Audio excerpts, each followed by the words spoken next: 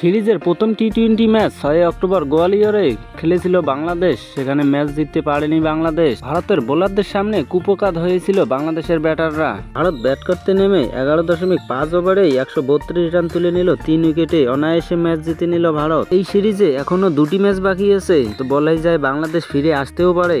ফিরে আসতে চাইলে 9 অক্টোবর দিল্লিতে দ্বিতীয় টি-20 ম্যাচটি জিততে হবে। আর যদি জিততে না পারে টেস্টের মতো টি-20 সিরিজেও ভারতের কাছে হার স্বীকার করে নিতে হবে বাংলাদেশকে। আর তৃতীয় তথা শেষ টি-20 ম্যাচটি 12 অক্টোবর হায়দ্রাবাদে খেলা হবে। এই 3টি ম্যাচেই ভারতীয় ক্রিকেট দলকে নেতৃত্ব দিবেন সূর্যকুমার যাদব।